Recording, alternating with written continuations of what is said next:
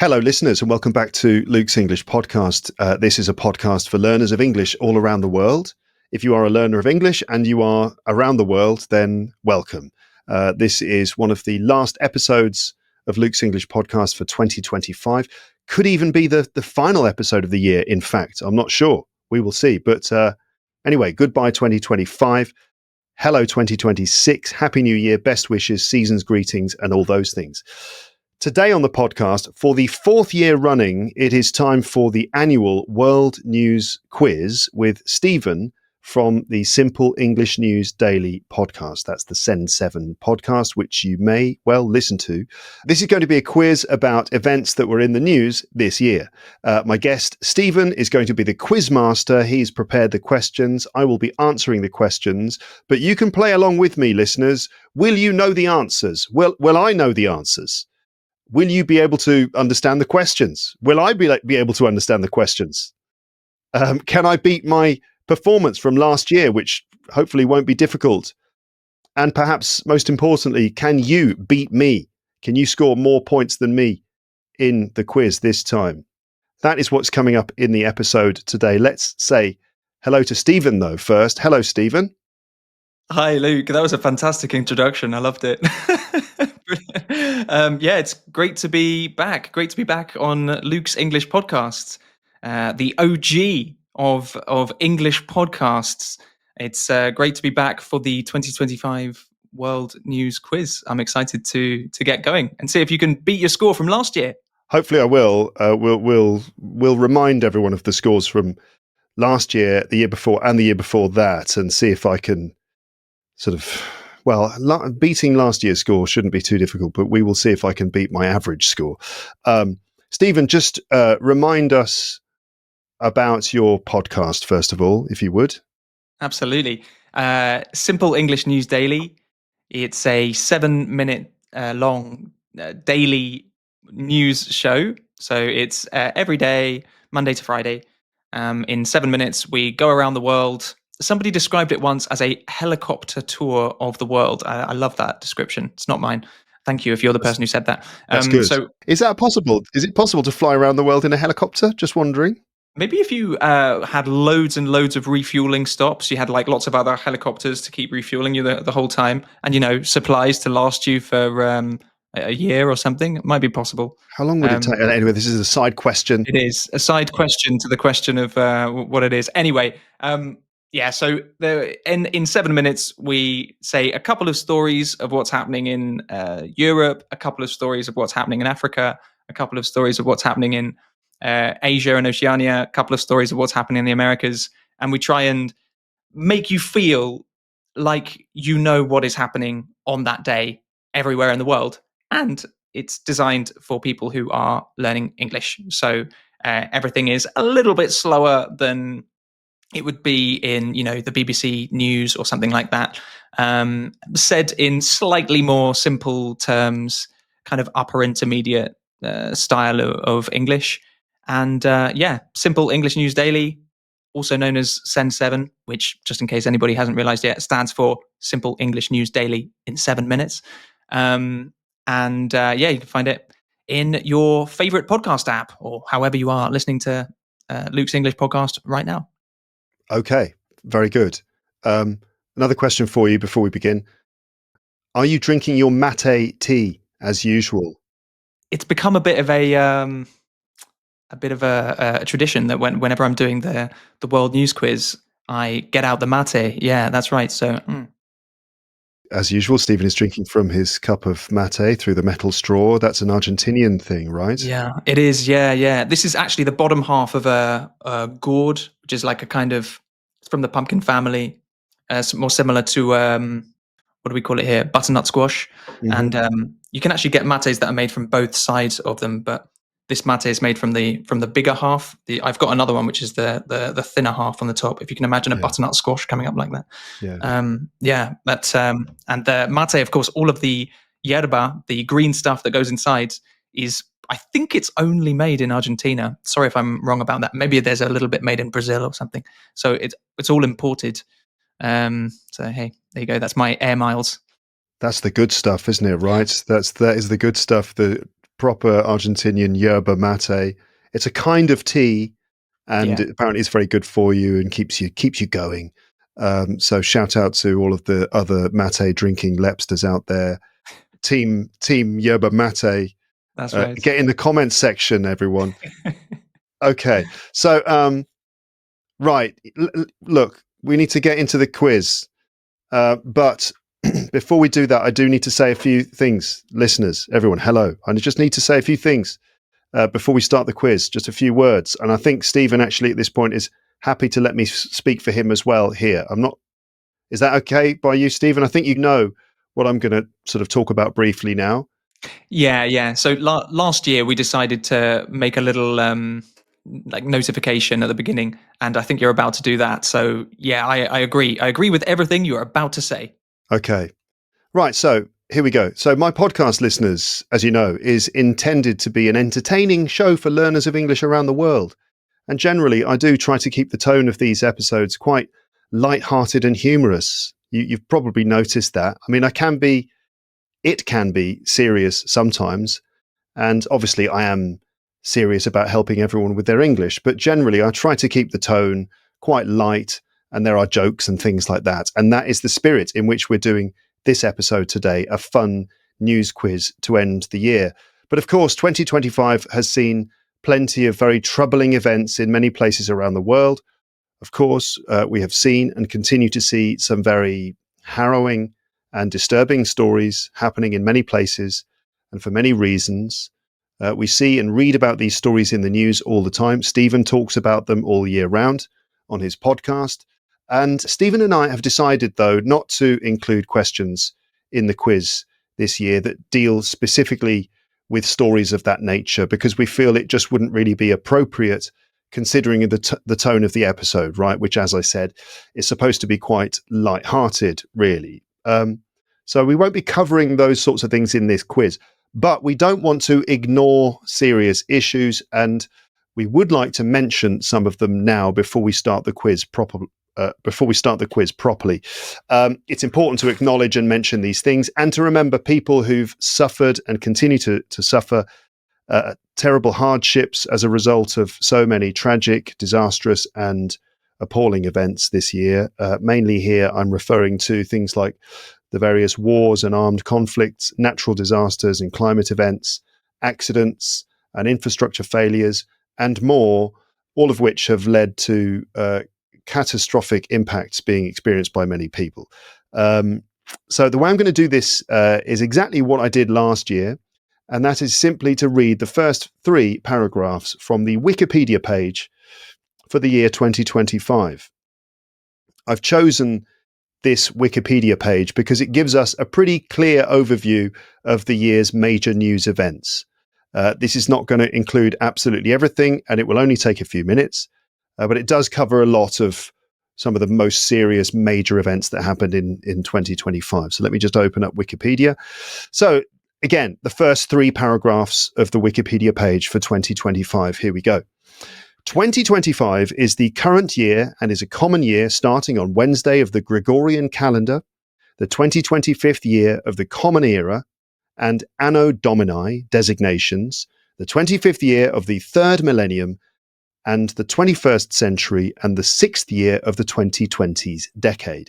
The year has seen an escalation of major armed conflicts, including the Russian invasion of Ukraine, which began peace negotiations involving Vladimir Putin and Donald Trump, although they have not yet yielded any specific agreements on the issue.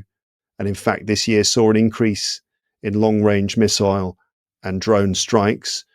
Also the Gaza war, including a famine and a humanitarian crisis, as well as the Sudanese civil war.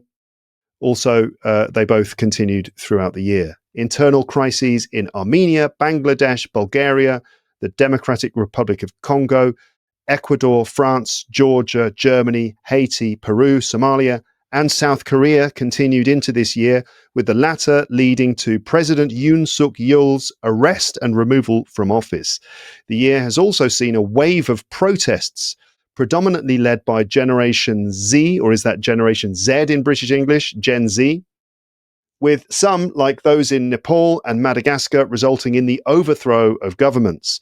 Several brief conflicts out of long-standing tensions emerged mid-year: India and Pakistan in May, Iran, Israel in June, and Cambodia, Thailand in July, in which a leaked phone call involving Thai Prime Minister Paetongtarn Shinawatra, no, that's not right. Paetongtarn Shinawatra. Say it again, please. Paetongtarn Shinawatra, I think. Thank you, Stephen. That's why he's here. Paetongtarn Shinawatra and Cambodian Senate President Hun Sen resulted in the removal of the former. In economics and business, the return of Donald Trump to the US presidency ushered in a series of tariffs levied by America on the rest of the world, significantly disrupting global trade, in addition to reinvigorating the China-United States trade war. The technology sector was additionally hit with the release of DeepSeek's chatbot, a Chinese large language model which competes with ChatGPT. Aviation and aerospace also saw accidents this year, including when Air India Flight 171 crashed in Ahmedabad, India. Several advances in space exploration were made as well, including the first crewed polar orbit spaceflight and the first successful landing of a spacecraft on the moon by a private company. So there you go. That's just the first three paragraphs from the Wikipedia page for 2025. The page then goes on to list more details in chronological order about the various other significant events that happened throughout the year. Now, of course, when we think of many of the stories that are mentioned there, we are reminded of the suffering of ordinary people, including in many cases children. We read these things and we feel a sense of despair. But there are some things that we can do. One of those things is to support humanitarian aid workers who do their best to access people who are suffering and simply help them as much as possible with medical assistance, food, clothing, and other forms of support. One organization doing work like this is Doctors Without Borders, or in French, Médecins Sans Frontières, MSF. What they do is focus on bringing medical care to people affected by conflict, disasters, epidemics, and social exclusion. Doctors Without Borders is an independent organization and it acts with complete impartiality. This means that they provide help to people irrespective of nationality, race, political or religious ideology, or any other distinction. This is why they are called Doctors Without Borders. They offer help to everyone. This independence of action is rooted in its funding, which was 99.7% privately funded in 2024. I guess we just don't have the figures for 2025 yet because they're probably not available. But anyway, 99.7% privately funded in 2024. This is why our support is so important, because this direct method of financial backing is what helps them stay independent. Our direct support for Doctors Without Borders through donations allows them to continue to operate with no associations with governments or other political entities, allowing them to focus only on providing help to those who need it and ensuring that the vast majority of the funds donated to them goes directly to people in need. Last year, for example, 89% of their funding was allocated directly to social missions. That's obviously not 100%, but it's very high, which is rare for this kind of charity work. So please consider donating to Doctors Without Borders, or MSF, in order to help people around the world who are in need. Just go to doctorswithoutborders.org and click donate. Alternatively, you can find it just by searching on Google or whatever for MSF, and that will take you to the right place as well. And you'll find a link in the description of this episode. So that's just what I wanted to say at the beginning of the episode. Now it's time to turn our attention to the quiz, which Stephen has prepared. Stephen, what's in store for me today? Well, just like last year, and I should say excellent start, by the way. That was really important what you said there. But yeah, just the same as we have done for the last few years. There are 20 questions. So I would recommend, if you're walking along or something like that, maybe it's a bit more difficult. But if you're at home, maybe just get a piece of paper or something and try and keep track of your score. So if you get one right, you can give yourself a little tick, but something out of 1, something out of 2. And after every question, I'm going to try to remember this year to say how much Luke has got so far, how many points Luke has got so far, going from 1 to 20. I think you said that you've actually found what you got for the last few years, right? Did you want to say Yes. that? I've checked and I've seen my previous scores. So here's how this is the current state of things. So in 2022, when we first did this, I got 15 out of 20, which I considered to be a respectable score of 75%.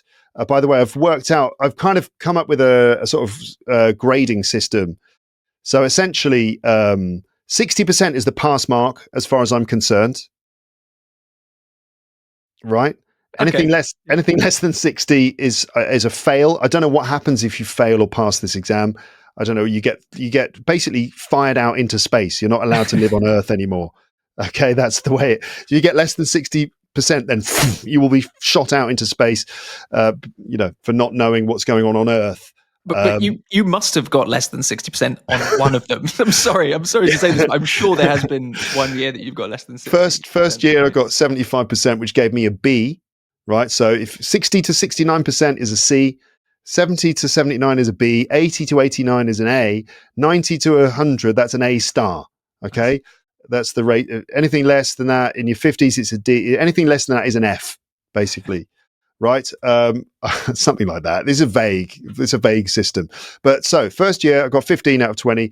2023 I actually improved and I got 16 out of 20 and beat my previous year, it seems. But then last year I dropped the ball and I got only 8.5 out of 20.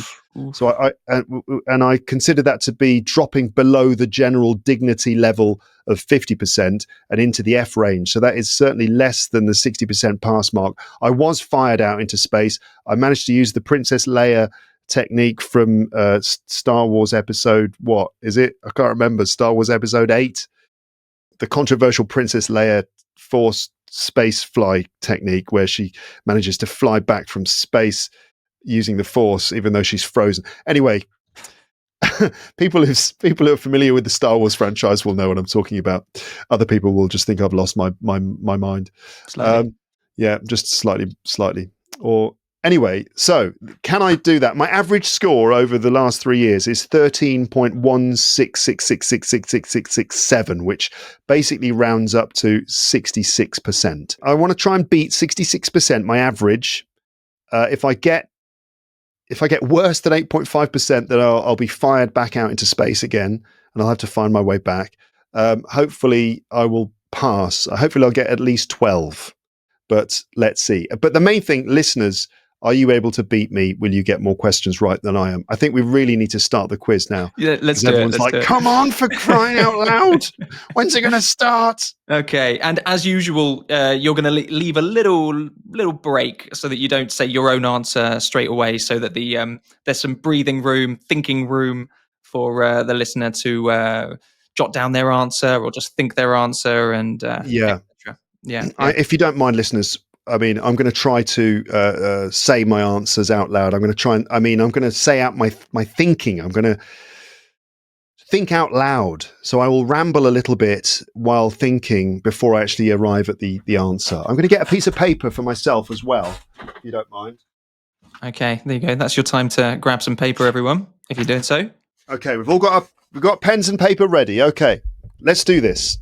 Okay, here we go. So we're starting in January, as the year does start. And we're starting in the United States. Donald Trump became president for a second time in January. And he roped in his friend, the richest person in the world, Elon Musk, to run a new government agency. The aim of this government agency was to save the United States government lots of money. What was the name of that new government agency? Right. Okay. I think I know the answer. I'm relieved that I'm going to start the quiz in a good way. So, listeners, do you know the name of the government of the government agency that Elon Musk set up? It's also kind of like a meme reference, a reference to a meme, isn't it? Of that dog that everyone on the internet loves so much, which is, it's got its own funny name. So it's an acronym, isn't it, listeners? Do you remember the acronym? So it's Department of Governmental Efficiency? Is it Department of Government Efficiency or Department of Governmental? I think I'm going to say the Department of Government Efficiency, or DOGE for short. Well done, Luke. You have got 1 out of 1. Yes. Woo! Excellent. Nice one. Excellent. There we go. That's the first one done. Yes, DOGE, DOGE, the Department of Government Efficiency. That's right. It was set up by Elon Musk under the orders of President Trump early this year with the aim of saving lots of money. Musk said originally that he was hoping to cut $2 trillion, find $2 trillion worth of savings. He didn't manage to do that. And it's really difficult to find how much he did actually manage to save in the end. But the IRS, who is the government revenue service, they're the people who collect taxes and things like that. They actually made a report saying that the overall effect of DOGE was actually probably going to cost the US a bit of money, because the savings that it made were relatively small, but there was actually going to be a lot of revenue lost in the form of cuts. So you didn't hear it from me, but that's what the IRS said, the tax people. Revenue in the form of cuts? I mean, tax cuts? Yes, I think so. Yeah, so the amount that they get in tax cuts would be cut, or something like that anyway. Okay. But the IRS said that the overall effect of DOGE would actually be slightly negative rather than positive, which is a bit weird. Yeah. Okay. Interesting. Yes. 1 out of 1, Luke. Brilliant start. Okay. So 100% far, so good. so far. Okay. We're sticking in January. If you were... the little Wikipedia entry might have helped you with this one. But anyway, I didn't know that. Anyway, number 2. Also in January, a Chinese artificial intelligence chatbot surprised the industry with how good it was. And AI tech stocks lost billions of dollars, although they've come back since then. But what was the name of the Chinese AI chatbot, or the company which creates it, which has the same name? So what is the name of that chatbot, the Chinese AI chatbot, which surprised the world, or the company which creates it, but it's the same name? So listeners, of course, you may well already know the answer, but if you were listening carefully, I said it in my little rambling monologue intro earlier. So this is a chatbot that searches in a very profound way for information. It's a large language model. It's a rival to ChatGPT and other large language generative AI models, including Google Gemini and stuff. It's DeepSeek. DeepSeek is the name of it.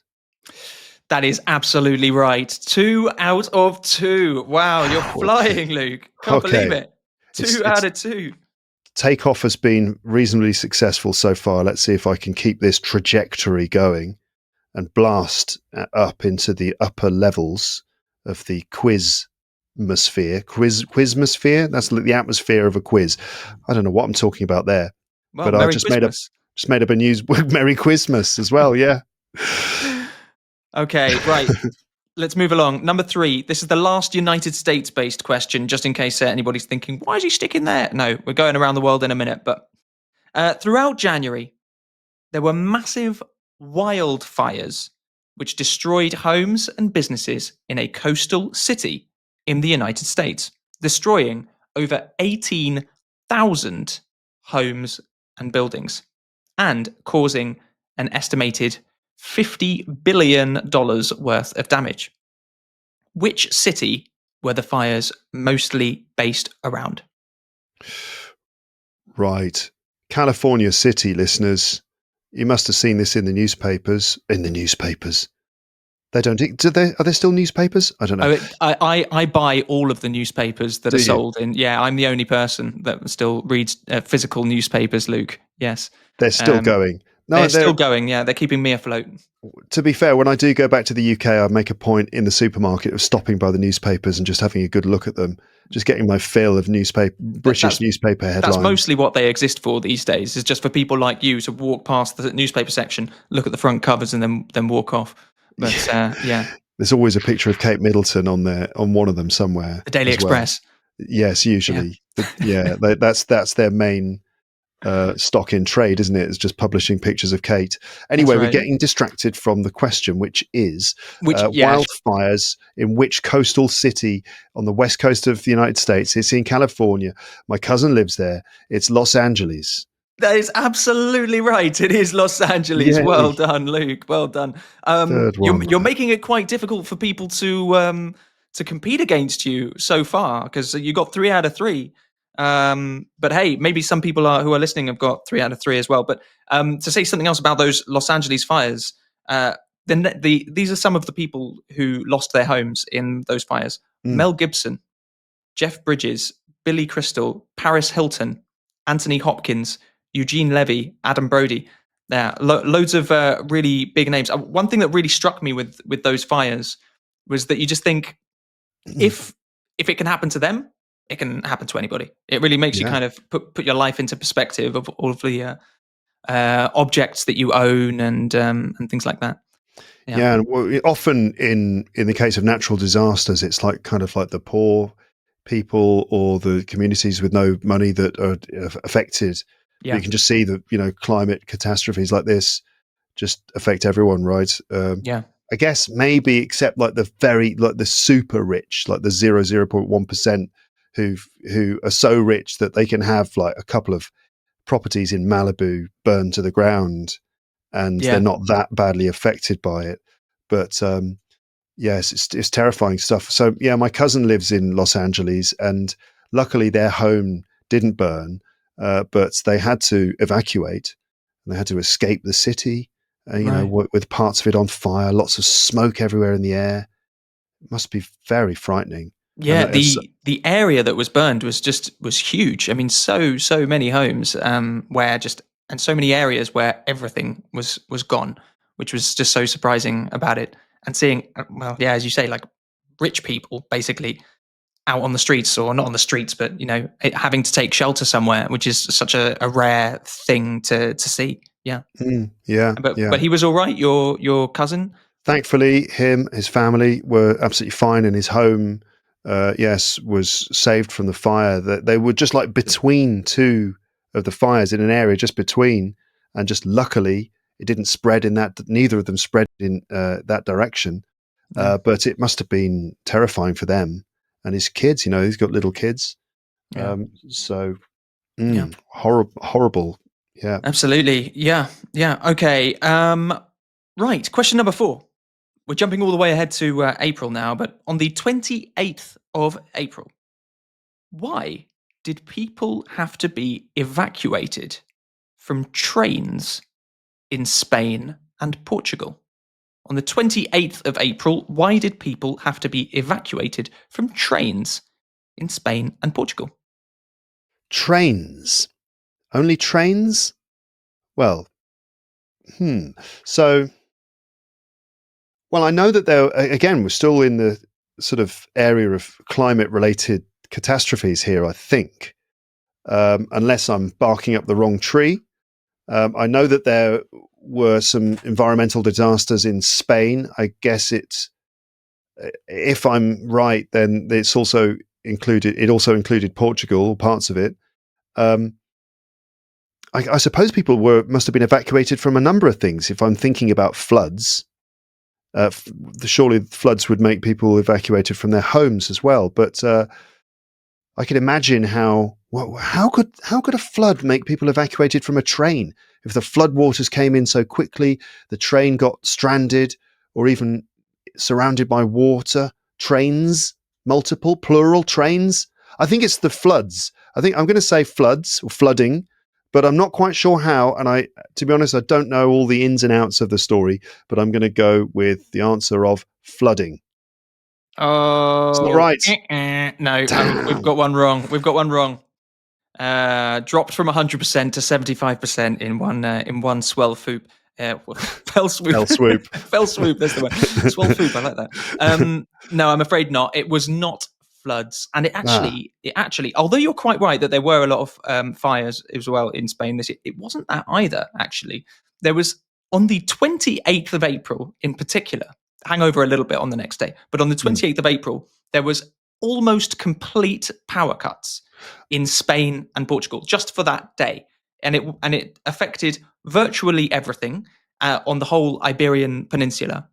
Wow. And so you had people who had to be evacuated from the underground metro stations, metro trains, overground trains, which is why I stuck to the trains idea to kind of make it a little bit more complicated. Mm-hmm. And there was, of course, you didn't have traffic lights working, so you had to have people in the streets, police in the streets, navigating all of the traffic and things like that.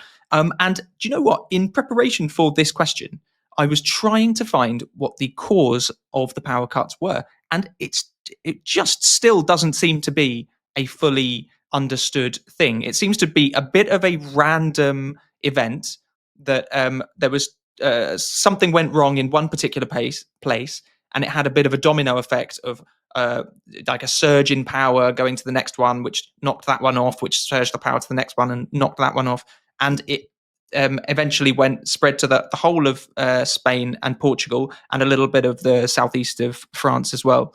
And so, yeah, the answer to question 4 is simply power cuts. So, or if you said something like a drop in electricity, power cuts, electricity cut, something like that, blackouts, that will get you the point. So, for you to be beating Luke right now, you need to have got number 4.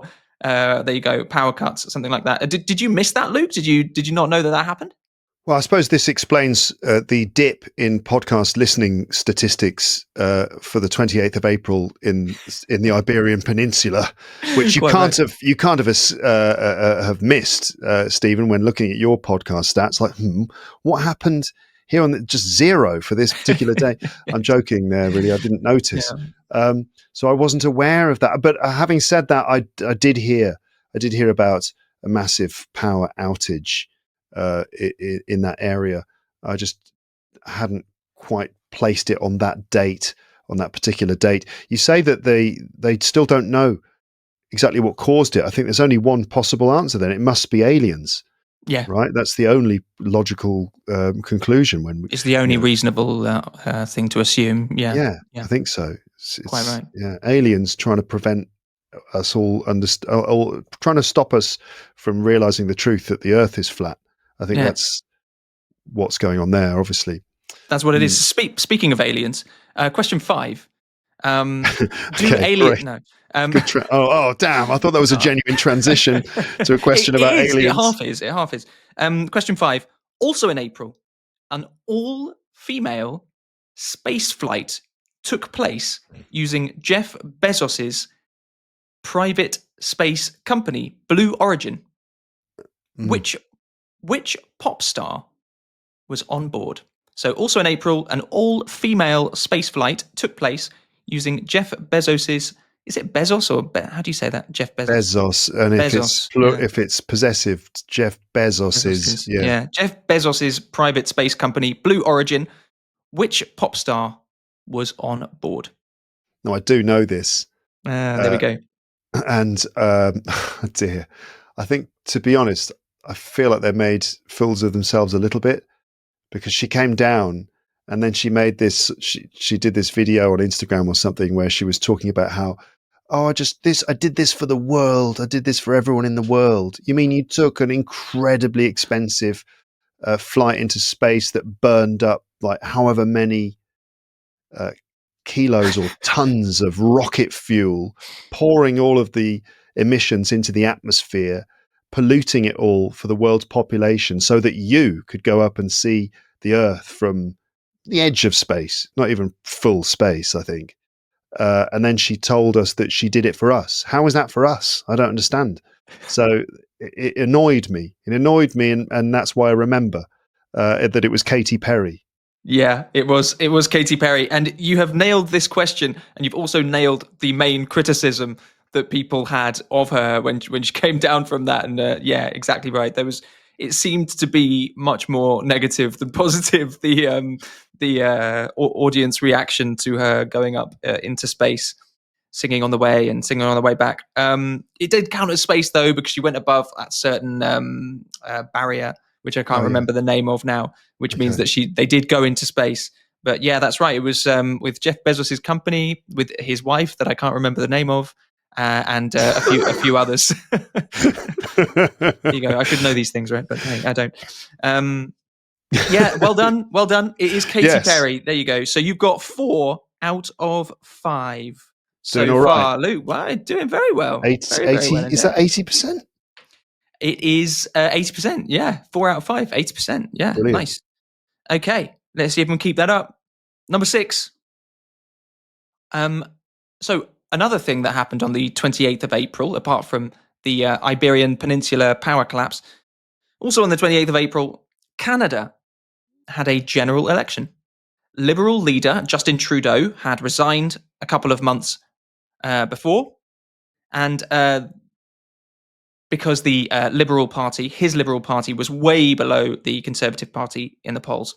However, somehow the Liberals did come back and win that election. What is the name of the leader that took over from Justin Trudeau and is today Canada's Prime Minister? Oh, see, this is just one where I'm not going to be able to speculate my way towards the answer. This is you know the person's name or you don't know the person's name. And frankly, listeners, I do not know the person's name. What's the name of the Canadian Prime Minister? Still the Prime Minister now, right? Still today, yeah. Okay. So this is definitely something I should know. The Prime Minister of one of the Western world's, major nations, one of the major nations in the world. I don't know, Stephen. I don't know. I've lost a point. Damn it! You have lost a point. And I suppose if I tell you that he was formerly the governor of the Bank of England, that's probably not going to help, is it? Governor of the Bank of England? Yes, and Canada as well, but yeah, at separate times. Yeah. No, that's not helping me. It's not going to help.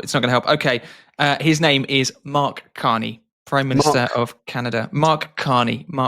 Yeah. The thing that was so surprising about this was the way that it happened. There was this real dip in support for Justin Trudeau. Justin Trudeau was Prime Minister of Canada for about 10 years or something. Yeah. And he became really unpopular at the end of last year and the beginning of this year. And so he stepped aside, and Mark Carney came in and took his place as the leader of the Liberal Party. But the Conservative Party was so far ahead in the polls. And then within the space of 2 months, between, say, February and April, they just lost it completely. And the Liberals came back. It was something like, they went from almost half of the people wanting to vote for them down to 20% or 30% or something like that. And the Liberals did the opposite and actually ended up winning. And there's a few different factors that this could be attributed to. But one of the main ones, go ahead. I was going to say, if you can let me speculate on the factors. Please do, yeah. So you're saying that Conservatives were way ahead, and then February into March into April comes along, and suddenly their polling dips dramatically. Exactly. Is it that the Conservatives do very well when it's cold? And when the weather warms up and the snow melts, everyone's like, you know what? I'm a bit more comfortable. I think I'm going to vote Liberal. Is that the reason? Is there a correlation between snowfall and support for the Conservative Party in Canada? That's the only thing I can think of based on my basic knowledge. But you're going to tell us what the other factors could be. Not expecting you to say that. I've got to say, I thought you were about to say one of the couple of ideas that it genuinely are, but no, that is not one of them. Although maybe you should become a political analyst and start mixing the climate and the political voting in there. Climate's driving everything, Stephen. It is in a way. Maybe not quite as directly as that, but I mean, what you were talking about was slightly more weather rather than climate. If it's just a day to day, or a bit warmer today, maybe I can vote liberal. Anyway, no. Anyway, that was not it. No, No, I no. thought Although so. there were a few things. I mean, one thing is just having a fresh face, but part of it was probably, most analysts seem to agree that it was the way that Donald Trump was talking about Canada becoming the 51st state, and putting tariffs on Canada and things like that. And there was this backlash, this kind of revival of Canadian nationalism, which happened, which actually benefited the party which was, well, liberal. The side which was not supported by Donald Trump, who Donald Trump wanted the Conservatives to win. And the Conservative leader, Poilievre, he found it quite difficult to distance himself from Trump. And also, he needed the votes of people who did like Trump and that kind of idea. So there is this kind of way of seeing it where you could actually say that Trump actually helped the Liberals to win that election in that way by driving this nationalism, which actually helped the Liberals. And in fact, I don't want to plug my podcast too much because I already did that at the beginning of this episode. But with Bree, you've had Bree on here before, haven't you? Yes, we talked about raising kids to be bilingual. Ah, lovely. Bree Acey. Yeah, Bree Acey. Yeah, she was on Simple English News Daily a few weeks ago, and we spoke about this. And it's a really, really good analysis. She can describe it much better than I just have of what happened. And it was really interesting to see this rise in Canadian nationalism, which Bree said she hadn't seen in Canada during her lifetime, and it was kind of caused by this. There you go. I should have guessed that because obviously Trump coming in had profound effects on everyone, in terms of nations in the world, but certainly on Canada, because obviously next door neighbors, but also that they said that Canada was the 51st state and making all of these sort of very, what's the word for it, aggressive statements, and also talking about Greenland, talking about occupying Greenland and just... So naturally, of course, the Canadians, they look at that and they think, well, obviously we used to see him as some sort of clown, but he's a lot more empowered these days. Maybe he's actually serious, considering some of the things that he's done. We need to take that quite seriously. So naturally, that caused a rather rapid move against the Conservatives, who, as you say, were kind of backed by Trump. Yeah. So you can imagine how the Canadians would essentially run screaming from that option towards something a lot more Canada oriented. Yeah. That's it. Anyway, okay, so that was number 6. So you've got 4 out of 6. So we're down to 66.66666%, I think. Yeah. Yes, that's right. I'm just hovering above the pass mark here, but I'm still safe at the moment. But we've got 14 questions yet to come. That's right. Okay. Everything to play for. Number 7. Which Asian city overtook Tokyo to become the most populous city in the world, according to the United Nations? So the United Nations did they slightly changed their way of counting and did a new survey, and they have declared that the most populous city in the world is not Tokyo anymore. It's another city, which is in Asia. Which city is that? Right. So let me just talk around the question a little bit while the listeners think. So yes, Tokyo, certainly massive. And I've been, I lived near there and have been up skyscrapers in the center of Tokyo, and you look out from the top of a very tall building in the center of Tokyo, and all you can see is sort of just built up area, concrete, if you like, until the horizon in some directions. You don't start to see greenery. You just don't see any. It's just city all the way to the horizon, and you're standing at the top of a very tall building. It's quite unbelievable how the metropolis stretches out. It incorporates other cities and towns, and it's just unbelievable. But no longer apparently the most populous city in the world then. But I think, I know because I read about this. I did a bit of homework. I was reading that Wikipedia article. Um, it's Jakarta in Indonesia, the capital of Indonesia. It is Jakarta, which is now apparently the most populous city in the world, according to the UN. That's right, isn't it? That is right. Yeah. Well done, Luke. It is Jakarta. Yeah, that's right. The capital city of Indonesia. Yeah, Jakarta is now the most populous city in the world, according to this new United Nations data. And in fact, Tokyo isn't even second anymore, according to this. Second now is Dhaka, the capital of Bangladesh, and third is Tokyo. Oh, wow. But there you go. They're all in Asia. Are the top three. Yeah, that's it. Well done. Nice homework doing there, Luke. You've got 5 out of 7. Yeah, I'm doing okay. Listeners, how are you getting on? Are you keeping score? If you are, there'll be someone out there with 7. Some clever person. A listener to SEND7 has got 7. And the listeners go 7. You see, 7. Let's SEND7. So I've got 7 points. We love the number 7. Let's see if you can get to 8, though. Yeah, because it's not the SEND8 podcast, is it? No, it's not. Okay, on the 8th of May, Pope Leo was chosen as the new pope after the death of Pope Francis. Mm-hmm. Which of these is not true about Pope Leo? So which of these is not true about Pope Leo? Listeners, he's going to give some options. There's 4 options. 4 options. One of these is not true. You've got to choose what's not true. So he is the first pope from the United States. He is the first pope to hold Peruvian nationality. Mm. He is the first pope born in the Americas. Or he is the first pope with modern English as a first language. Or second, if you include an old version of English.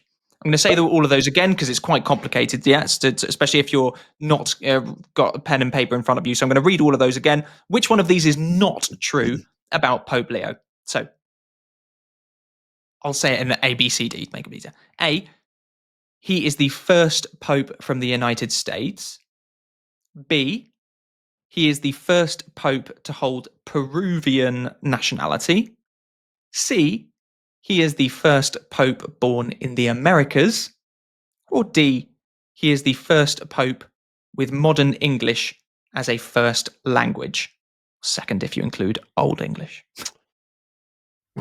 Oh, okay. Because there have been some old popes who had Old English as their first. Ago. Really? Okay. Potentially. So that last option is the first pope who speaks modern English as his first language. Yes. Okay, I thought you were going to add another. I thought it was going to be he's the first pope who can fly. He's the first pope who's got superpowers. Let's see. He was born in the United States, listeners. He was born in the United States. Born in the USA. He was. So he was born in the USA, right? We know this. First American pope from the US. But he's got Peruvian roots. I guess his parents are Peruvian. So I guess he has a Peruvian passport, Peruvian nationality, as well as being from the US. And he's got to speak, modern American English. So it has to be the fact that you said first pope born in the Americas. When you say the Americas, though, that includes the United States. So that is true.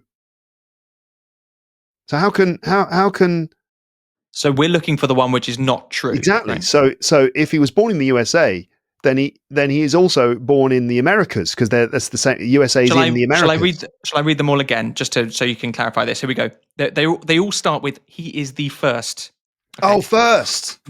Right, so it's 3. He is the first pope born in the United States. B is he is the first pope to hold Peruvian nationality. C is he is the first pope born in the Americas. And D is he is the first pope with modern English as a first language. I think he's first pope from the US, first pope with the Peruvian nationality, but not first pope from the Americas because, of course, we've had other popes. We had from the Americas. Of course, we have. The previous pope was Argentinian, wasn't he? Is that so? So is this your answer? Is my answer is C. He is the first He's pope not born the in the first pope, not the first pope to have been born in the Americas. We've had other American popes. Yeah, that's absolutely right. Yeah, that's good. Well done. Nice, nice working out there, Luke. Yeah, that's true. Okay, he is the first pope from the United States. He is the first pope to hold Peruvian nationality. Although I don't think what you said there about his heritage was quite right. I think it's No? that. No, I don't think so. I think he is. Sorry, Landed. Catholics. Sorry, No, I just want to say yeah, sorry to yeah. the Catholics. Sorry, I'm sorry. That's okay.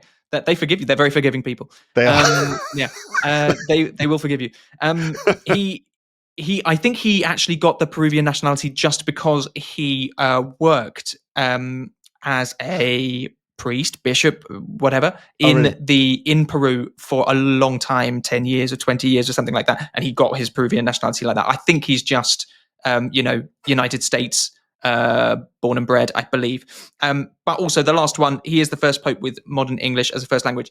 That is true. And the reason I said second, if you include Old English, is because there was a pope from England something like 1,000 years ago or something, but it wasn't. I'm not sure whether that would have even been the same kind of English that we know and love and teach today. So I don't think so. So that's why he is the first pope with modern English as a first language. But he is not, as you quite rightly said, option C.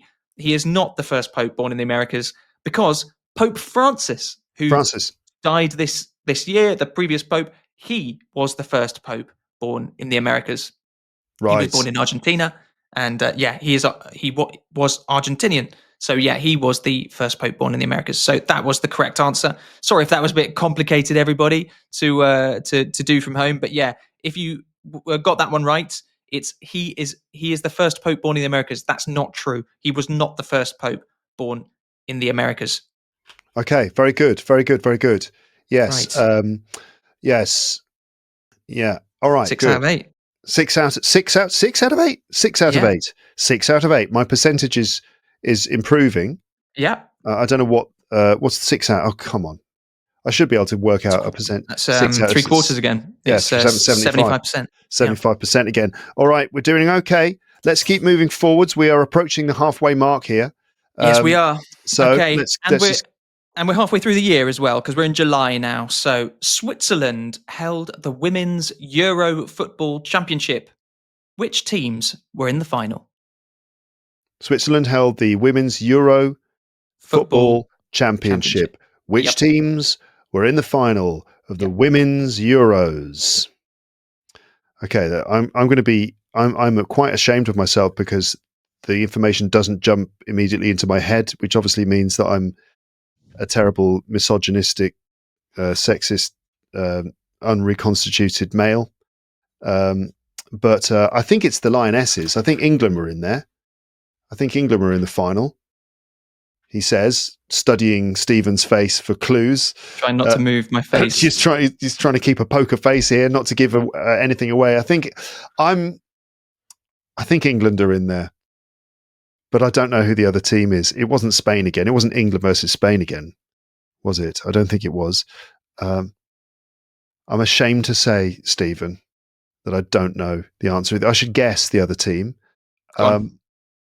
Germany. It's not Germany. Luke, it was England and Spain. England and Spain again. What was I thinking? You said it's not Spain. I'm sorry to all the women, all the girls. I'm so sorry. Why was that the first one? The first one that you chose and said not?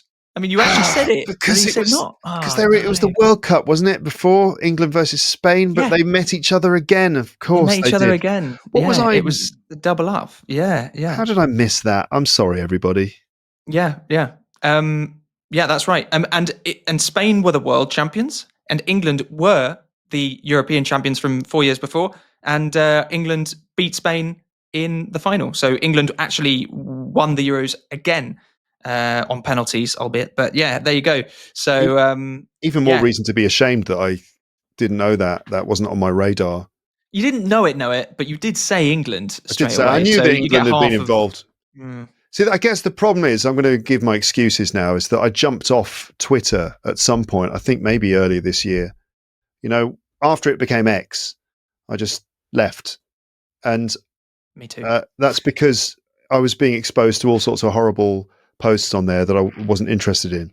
But previously, I got a lot of my news and memes and viral clips and stuff on Twitter, and that would have definitely included a lot of stuff about the England women's football team, otherwise known as the Lionesses, winning the Euros.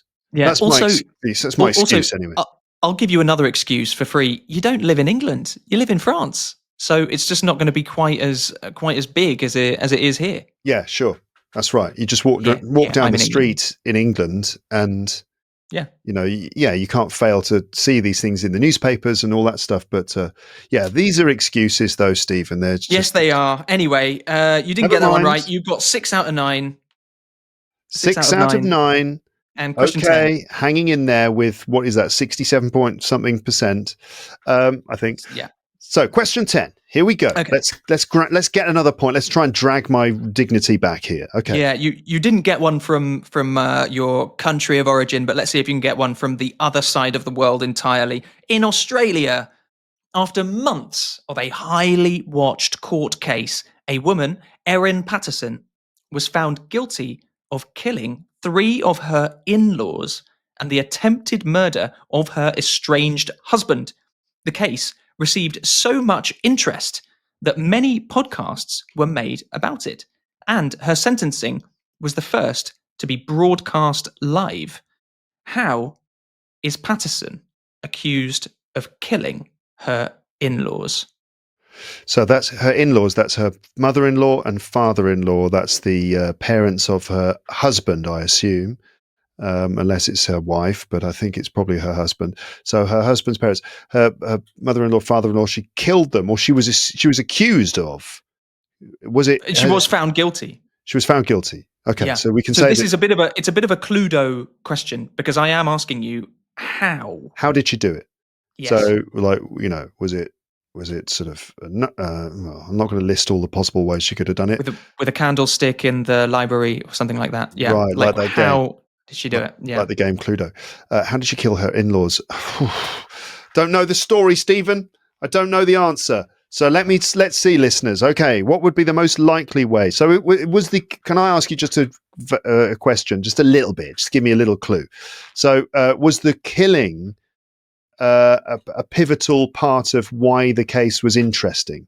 Was it the absolutely. method of doing it? Absolutely, yeah. The reason that it was such a big story and it made international headlines, and the reason that it was, I honestly thought that you were going to know this one.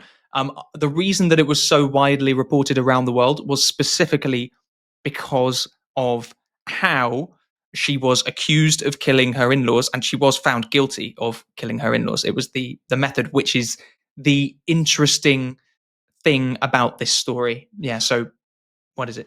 I've got no idea. So I'm just going to say that she poisoned them somehow. I reckon. I think she's poisoned them. She's made them. I don't know, what's a typical Australian dish? Well, it's a barbecue, of course, but that you wouldn't poison someone with a barbecue, not on purpose anyway. You might do it by accident. I don't know. I think she's poisoned. She's made them a cake, poisoned it. They've eaten it, and then they've died, and then she became famous. I'm wrong. I'm obviously wrong. Go on. What's the answer? Do you know what? I can't give you that because you're not right enough, but you are correct that it's poisoning, but you didn't say the key word. The key word is this: mushrooms. Mushrooms. Yeah, that is it. Wild mushrooms. Exactly right. Yeah. So what she is accused of is of deliberately putting poisonous mushrooms into a, I think it was a beef Wellington or mushroom Wellington or something. Anyway, a particular dish that she cooked for her the in-laws, the relatives of her estranged husband. Her husband actually didn't come to the dinner, although he was invited, which was part of it. Wow. But 3 of the in-laws died, and another one was severely injured and was in hospital.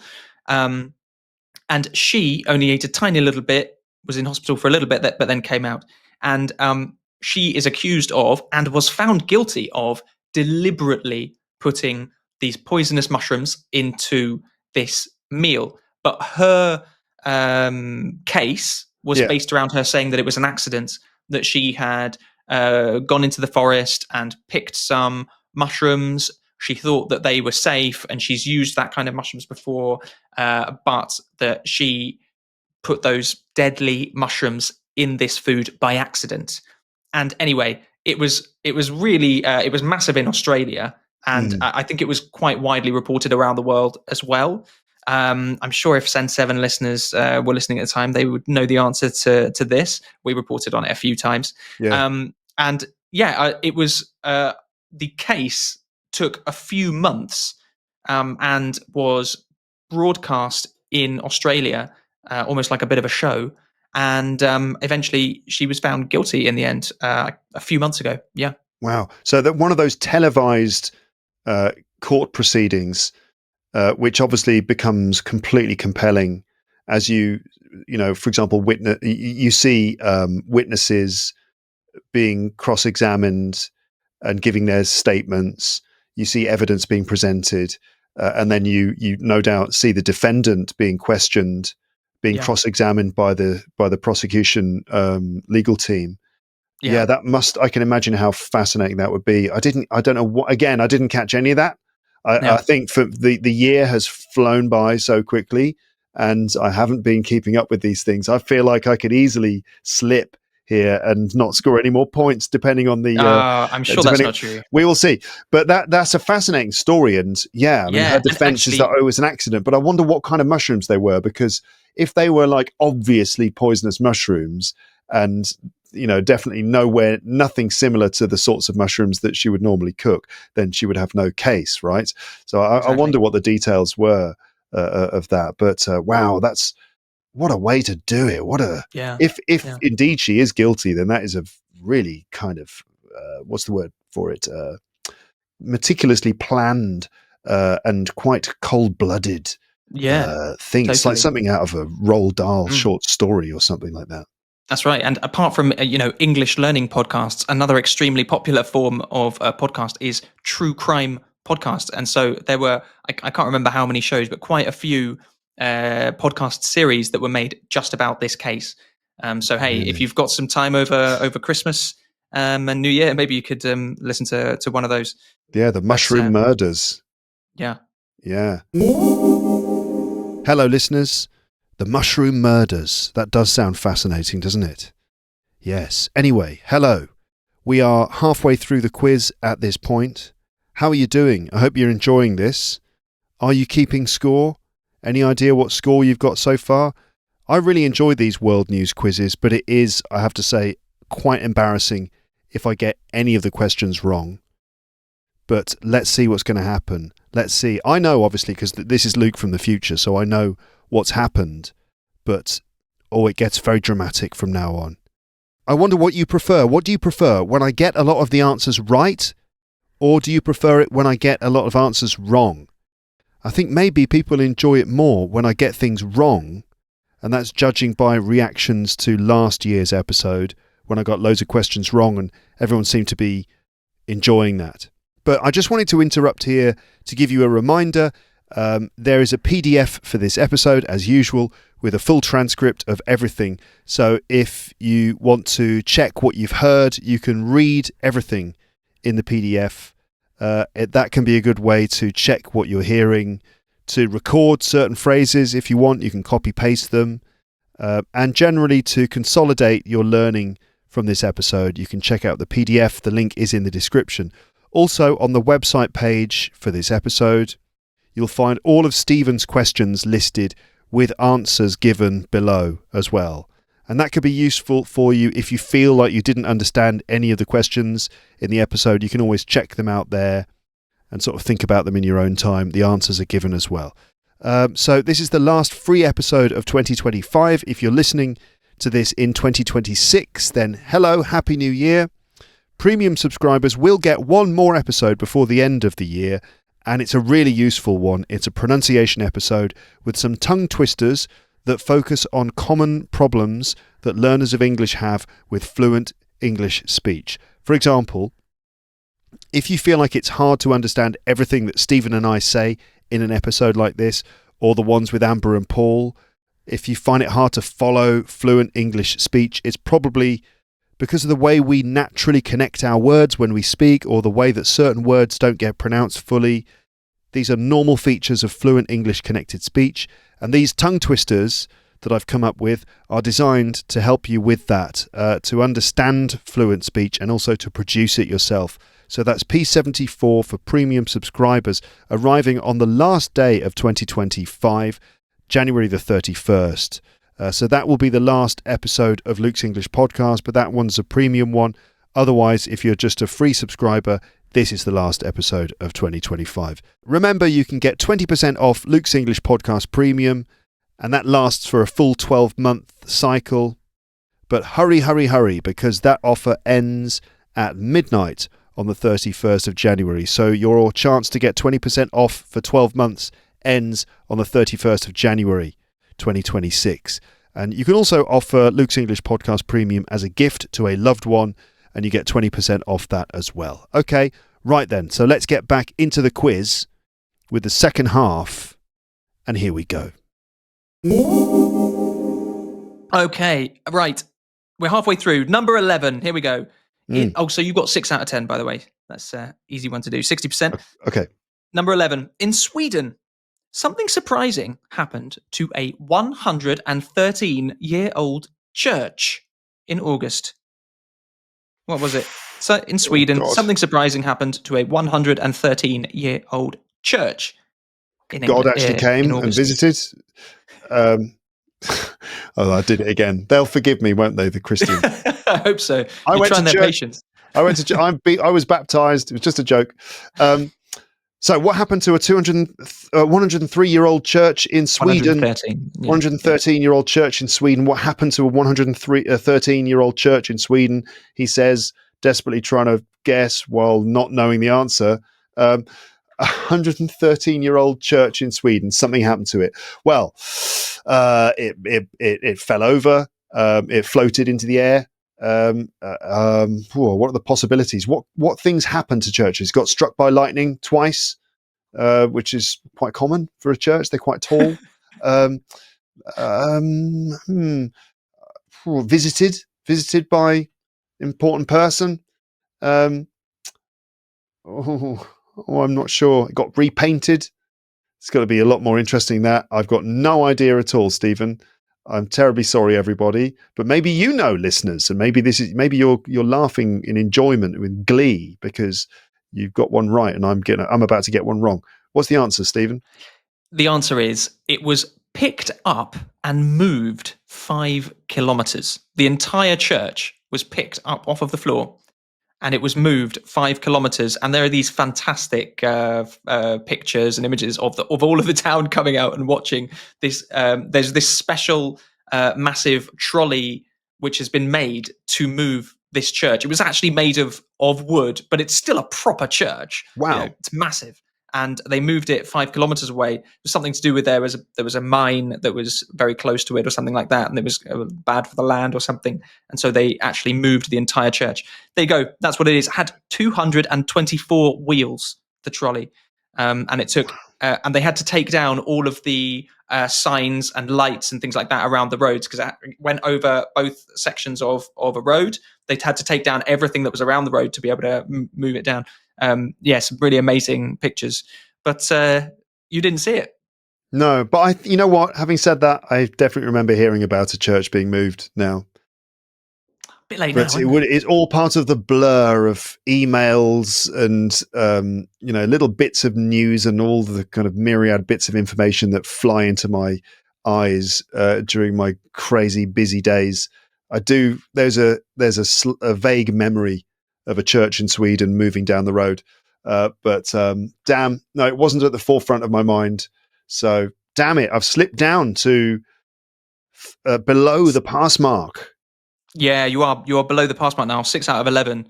My maths isn't good enough to divide things by 11, but it's 5.5, isn't it? It's 5.5. Sorry, what am I talking about? Around 55%, not exactly. It's about 55%. Anyway, let's see if we can make it better with this. We're going to Argentina now. So, in September, a painting which was stolen by the Nazis during World War II was discovered in Argentina. How did a Dutch newspaper discover the painting? They saw it with their eyes. Oh God, it's another one I don't know the answer to. You can't give me any kind of clue. When you don't know the answers, Can I make yes, it is. Can I make an appeal to you, Stephen? Can you give me some sort of clue? Okay, well, you were right that they saw it with their eyes, but how? It was in someone's house. Okay, so a Dutch newspaper discovered the painting somehow. It was in someone's house. Correct. Well, I suppose they went to that person's house to cover a story. And while they were there, the reporters saw it and went, hold on a minute, I recognise that from the days of Nazi Germany. Unlikely. Or some other way that they would have somehow gained access to the house, either physically by a person going in there, or somehow seeing it through a window, or maybe a video conference call happened, or they just used special alien X-ray technology to look through the walls and into the basement. No clue whatsoever. I think maybe the occupants of the house were featured in some sort of story, and there was the picture in the background, and someone noticed it and went, hold on a minute, that's my granddad's painting that the Nazis stole. I don't know. That was. Do you know what? I think if I'd have let you kept on rambling for another 5 minutes, you would have eventually got there. But no, it's none of the things that you've said so far. It was that the house was put up for sale on a real estate agency's website, and they left the painting, this stolen painting, on the wall in those photos. And so there it is, above a sofa. It's just in the real estate agency's images of the house for sale, and this Dutch newspaper, which they did already suspect that it had been stolen by this person who moved to Argentina, and it was there in that house. I mean, that person obviously died a long time ago, but there was their children who had it in their house. They suspected that it was there, and they tried to investigate a few years before, but the family wouldn't let them in and stuff like that. But eventually, when they went to sell their house, they were silly enough to leave the painting up on the wall, and then this Dutch newspaper got in contact with the Argentinian authorities, and the Argentinian authorities did actually get the painting back in the end. So it's been taken back. But anyway, the real answer is it was in the pictures of a real estate listing when the house was put up for sale. Very difficult question, that. I mean, you've got to be somebody who really pays attention to the news to have heard that story. Just one question. Do you know if the painting, you say it was owned by the Nazis? I mean, was it stolen? They stole it from a Dutch person, no doubt. Yeah, okay, exactly. So it was part of a Nazi haul, and then it ended up there. And I guess maybe this Dutch newspaper was interested in the story because they were trying to recover the painting and give it back to its rightful owner. So maybe it's like a Rembrandt or something similar, something like that. Yeah, I can't remember that. It's not a Rembrandt, but it's another name. And I think, I'm not sure what's happened to it in the end, but I think the idea was to try and get it back to the family of the people that it was taken from 80 years ago. Yeah. So let's just put ourselves in the shoes of the people selling the house, right? Where they've got this priceless painting, and they're trying to raise the value of their house as much as possible. And they're going around taking photos. And when you take photos of a house that you're about to sell, you try and make the photos make the house look as good as possible. And there must have been, maybe there was a decision at some point where they're like, should we leave the painting on the wall, or should we not leave the painting on the wall? And like, what do you think? It just doesn't look right without the painting. It doesn't look very nice without the painting. Plus, the painting really adds value to this room. But what if that Dutch newspaper sees it? They're not going to see it. Then why would they be trying to buy a house in Argentina? Okay, leave the painting in then. Snap, snap, snap. They put it up on the internet, and of course, they should have taken it off the wall. Big mistake. And now what? They're in jail. I don't know what's happened to them. But no, I don't think so. I think they just had to give it up. I mean, it was essentially their father that stole it. Yeah. Who was the Nazi. A lot of Nazis moved to Argentina after the war and during the war and things like that, to escape persecution or retribution in Europe. And he was one of them. There you go, being soft on the Nazis again. Um, yeah, and the Yeah, statute of limitations or something similar would mean that the children of that person wouldn't necessarily be I responsible, I don't think so. suppose, Yeah, unless maybe they whatever.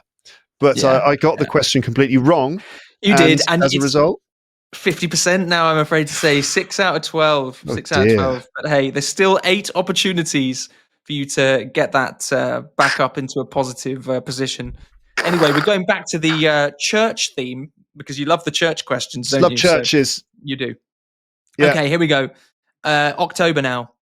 A church in yes, Spain's second largest city of Barcelona mm-hmm. became the tallest church in the world this Right, year, yes. over 140 years after its construction was started. What is the name of that church? I'm just going to say that again. So, a church in Spain's second largest city, Barcelona, Mm. became the tallest church in the world this year, over 140 years after its construction was started. So they started building it 140 years ago, and they're still building it today. And it became this year the tallest church in the world. What is the name of that church? This certainly seems very familiar, Stephen.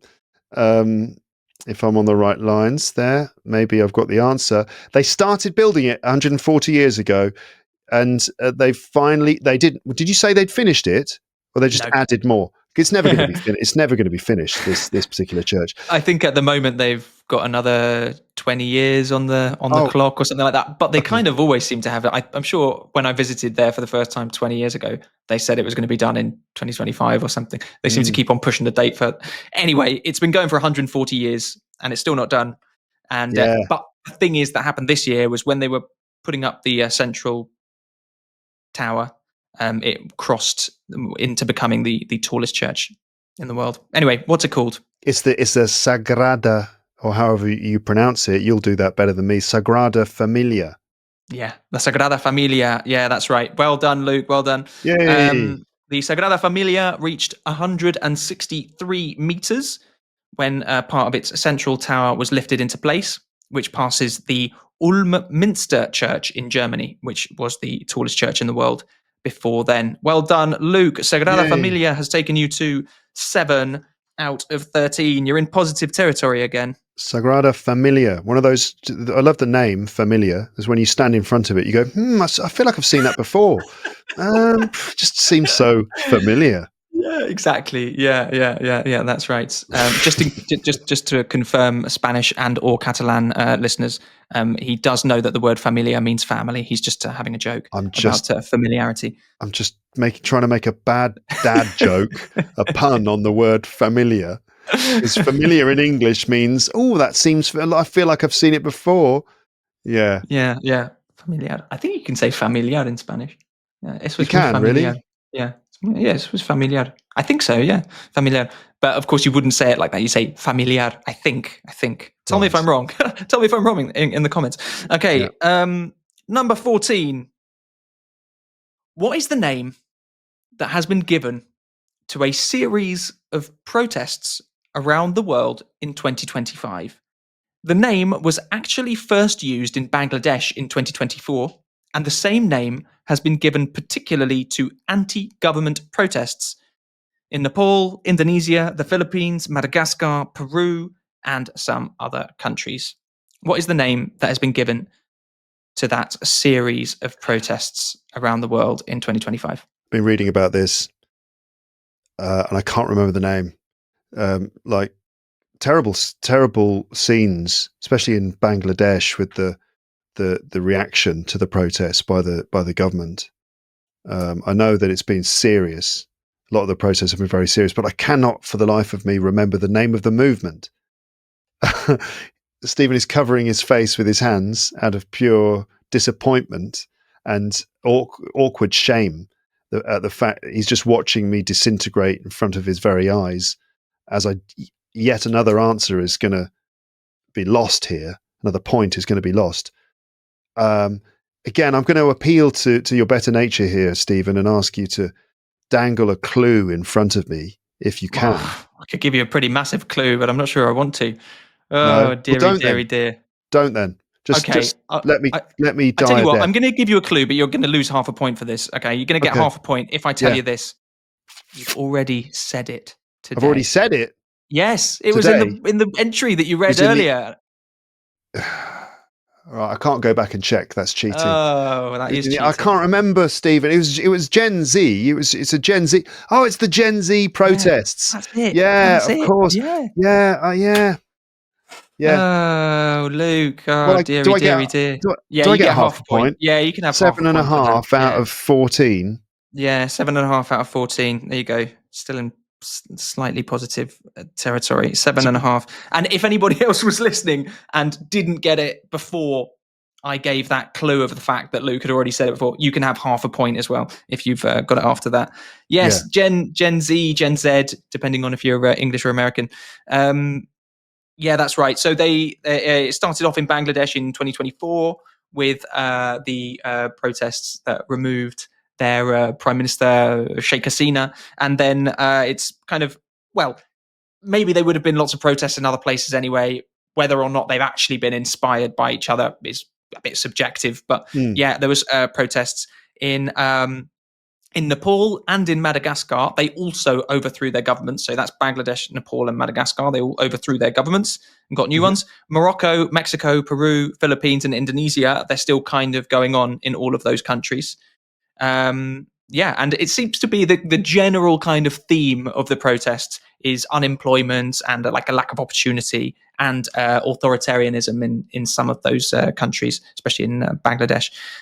Yeah, so there you go. But Gen Z or Gen Z. Yeah. There you go. In the UK, do people really say Gen Z? I mean, No. it's just around the world, it's Gen Z, isn't it? Yeah. I think Even though so. in YC. British English, that letter is pronounced Z. Yeah, that's true. We don't say Gen Z really. It's a bit strange as two British people to not comment on the fact that we're saying something completely American when we say Z. Yeah, we can't say it without feeling just a little bit sick in the pit of our stomach. But yeah, we do say Gen Z in the same way that the rapper Jay-Z is still called Jay-Z in America. We don't call him Jay-Z in Britain. Never thought about that. No. Yeah. So we also say Gen Z. Yeah. Okay, right. A half a point, which 7.5. 7.5 out of 14. That half point does feel even a little bit pathetic, but I'm going to take it. I'm having it. Right, we're into the Okay. last section here. We 15, are. 16, 17, 18, 19, six more questions. 6 I more had to count on my fingers, listeners. Right, moving on. Okay. Let's go. All right. Close to home. I think this one should be okay. Actually, I don't want to say too much, but yeah. I've got every available finger is crossed. In Paris, thieves stole 8 priceless pieces of the crown jewels from the Louvre in October. Yeah. How did the thieves get into the building? Right. I know the answer to this. Unsurprisingly, perhaps. So what they did is they used what's called I guess a furniture lift. And if you spend any time in Paris, you see these. They must be all around the world, but definitely in Paris because it can be difficult to access apartments on upper floors. Doorways are small, stairways are small, and so what people do is they get a sort of an electronic lift that extends a big arm up towards the window with a platform on it, and that's how you lift furniture in and out of apartments on upper floors. So they got one of those, and in the morning, when the museum was open, the robbers dressed in reflective vests, yellow and orange vests, and balaclavas on their heads, and they took the lift thing, the furniture lift, to I think it was a first floor window, where they then used sort of saws to cut through the window.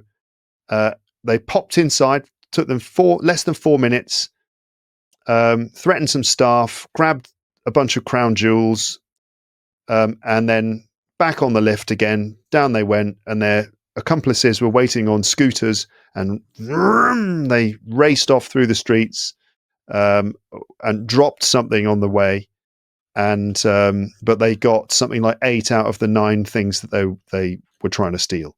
So there you go. Does that cover the answer? I hope so. It does indeed. Yeah, you sound like you've been reporting on this story for a major newspaper or television broadcast or something. Yeah, I was there at the time. This is the furniture lift here that the thieves use. Yeah, on my way to work. Yeah. And just for the listeners who are saying, like, hang on a minute, I didn't say it in that much detail as Luke did. Don't worry. The only thing you have to say is either they went in through the window or they went on a ladder or something like that. That's it. That's fine. Window, ladder, you've got it. You've got. Do I not get a bonus half point for? No, it's all right. I'm joking. Never mind. Yeah, no, that's brilliant. Yeah, you really knew a lot about that question. I suppose in your backyard, it was massive news, I suppose. Yes, it was. Yeah, it was, of course. And we all, the thing is that we all saw how easy it was, how lax the security was, how you could just basically just get up onto that floor, cut the window open, go in, take you less than 5 minutes. It's like you can order a coffee in a French cafe and wait longer than it took them to get these priceless jewels. Yeah. So we've all walked past the Louvre and had a look at it and just wondered at the priceless things on the inside. But then ever since this happened, all of us Parisians be like, why didn't I do that? Why didn't I think of that? It was so easy. I should have done that. Yeah. Well, I wonder if they've actually improved their security since then, because it really was incredible to see just how easy it seemed. Yeah. Obviously, it's a tragedy for France. It's a huge tragedy. These are extremely important cultural artifacts that have been probably permanently lost, maybe destroyed. So that's obviously very, very sad. But yeah, the big thing is that the security was just so poor. Yeah, and also there's the fact that they can't sell them for what they're actually worth. These things. It's not like there's going to be some buyers who are going to go, oh yeah, I'll buy some crown jewels for 100 million euros or something like that. So the only thing that they could probably do with them is actually melt them down, take the gold, take the jewels, sell off the jewels in individual bits or something, which is going to be a tiny, tiny fraction of what they would have been worth when they were still together as the crown jewels. Yeah. So it's incredible even that they would want to steal something that valuable in order to get a relatively small amount, in payback. Yeah, absolutely. Yeah. It's it's part of the tragedy of it is that we can all be almost certain that those items have been destroyed in some way. Very likely. They'll never come back. The crown that was dropped apparently is repairable and will go back in the museum. But anyway, shocking lack of security. Yes, that's it. Let's hope it improves. Although I did hear actually that there was a water leak in the Egyptian section of the Louvre couple of weeks ago, and that damaged some items there as well. But anyway, lots of things to look at the Louvre. Anyway, moving on. Number 16. So just to be clear, you got 8.5 out of 15 now. Okay, you're being Luke. Taking off my overshirt here to get serious. Look at that. Look how serious I am now. Taking off a layer of clothing. Okay. In October, María Corina Machado was awarded the Nobel Peace Prize, and this is a quote, for her tireless work promoting democratic rights for the people of blank, and for her struggle to achieve a just and peaceful transition to democracy. That was in the words of the Norwegian Nobel Prize Committee. What country is she from? Okay. The name again, please? María Corina Machado. María Corina Machado. Spanish name, right? Okay, listeners, I've got the answer. I've got the answer locked and loaded. I'm just easing you into it, listeners, giving you a chance. Give them some time to think about a possible country for María Corina Machado. What was the Nobel Prize awarded for again? Peace, the big one. It's the big one. Yep. The Nobel Peace Prize. Yeah, she won it. And it was for her tireless work promoting democratic rights for the people of X. Right. and for her struggle to achieve a just and peaceful transition to democracy. Spanish-speaking country, fighting for democratic rights. Right. Well, it's Venezuela. Yes, it is. It is Venezuela. Well done, Luke. Well done. Yes. It is indeed Venezuela. Yeah, they have. Well, sure, it's not too controversial for me to say that they've not been a democracy for quite a long time now. And she has been fighting for the democracy in that country. María Corina Machado from Venezuela. And yeah, she actually just last week, even though this was announced about a month ago or something, she actually managed to get out of Venezuela and go to Norway. And weirdly, she arrived just a little bit too late for the awards ceremony. And then she gave a speech the next day. And I mean, there's probably an answer out there somewhere, but I was just thinking, like, she's the star of the show. Why didn't you just postpone it for a day so that she can actually be there? But anyway, that's those Norwegians. Yes, very punctual. No patience. Yeah. Apparently. Meanwhile, the South Americans, got a bit more of a relaxed approach to time. Yeah, but they would have said mañana. Yeah. Well, I don't know, mate. God, it must have been difficult to get out of Venezuela, though. I don't know how she did it. I suppose nobody does. That's why she was able to get out, but she did. Yes. And she said also that she's going to take the award back to Venezuela somehow as well, which would be very impressive if it's true. Good luck to her. Yeah. All right. You got 9.5 out of 16, Luke. Okay. Double digits if you can get this one right. Yeah. All right. Number 17.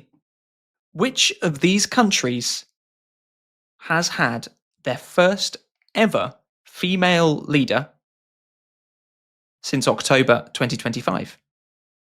Japan, Thailand, Taiwan, or Malaysia?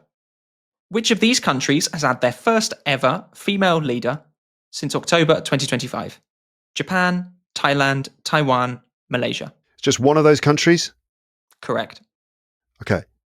Well, this is one of them. One of them has had their first ever female leaders since October 2025. Yeah. Okay.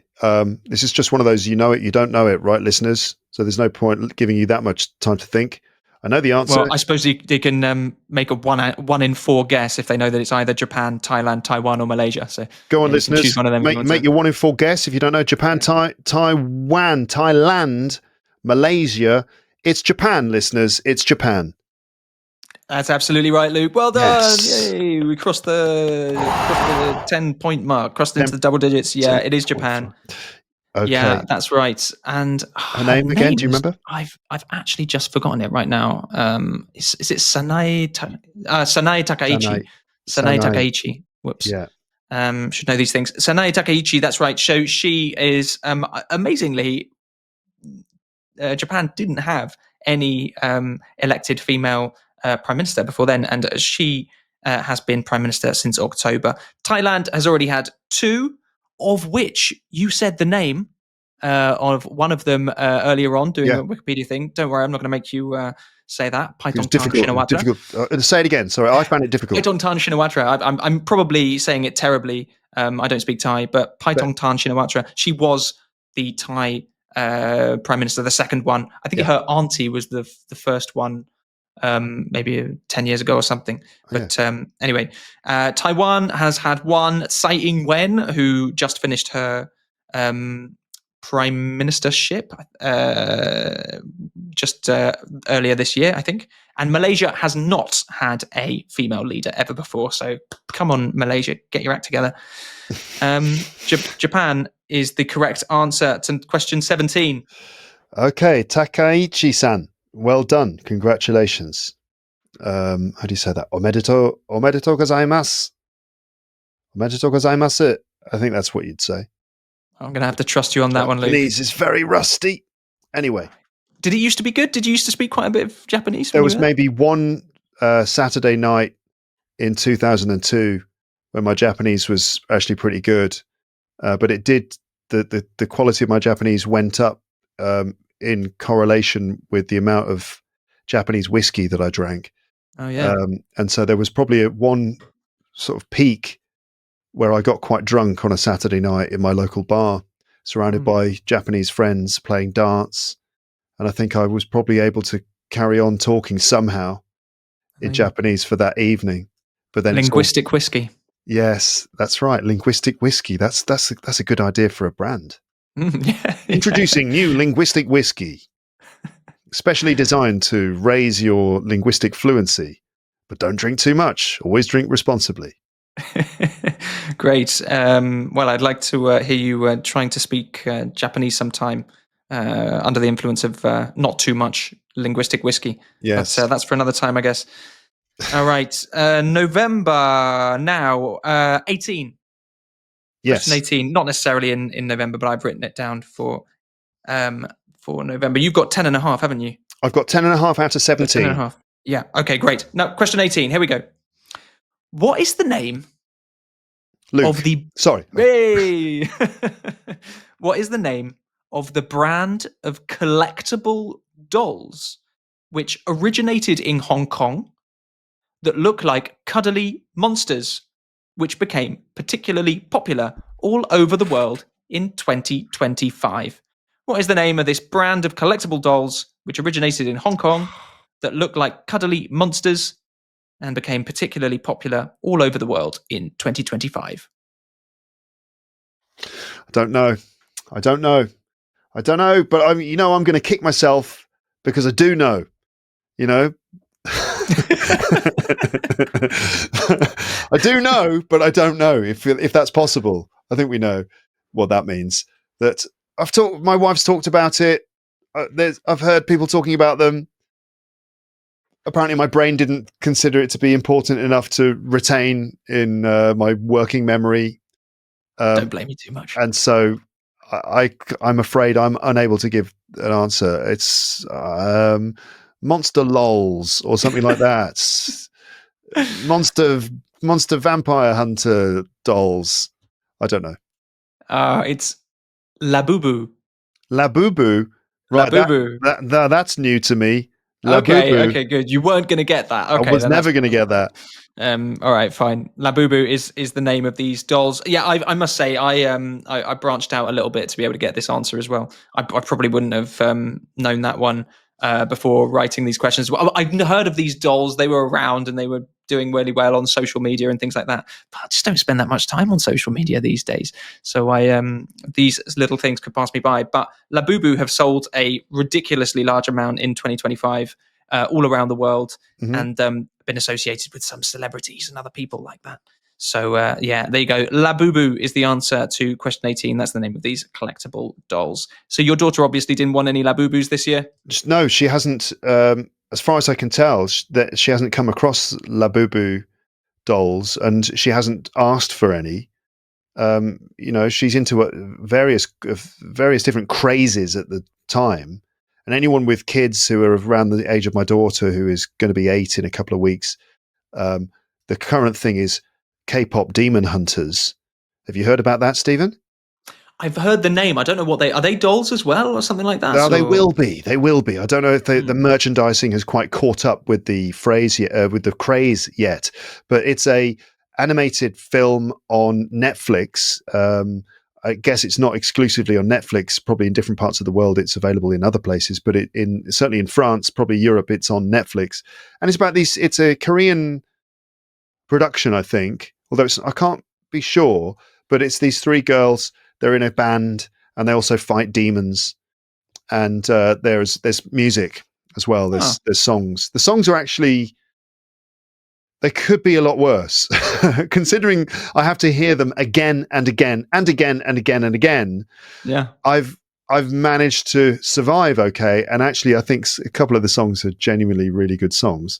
It sounds like a really good idea for a series, actually. Yeah, I mean, like if you take the kind of things that were popular, when we were kids, like Power Rangers and Pokemon and stuff like that, and then you inject a little bit of what's really popular today of K-pop into it, then it's that kind of that mishmash of those things together. Yeah, I can see why didn't I think of it? That's a brilliant idea. Right, exactly. The film itself is very well made. I mean, the animation is just flawless, and it's got an amazingly cool look. And the characters are really well defined, and the songs are well written. So all in all, it's a smash hit. All the kids are going completely crazy over it. Yeah. Brilliant.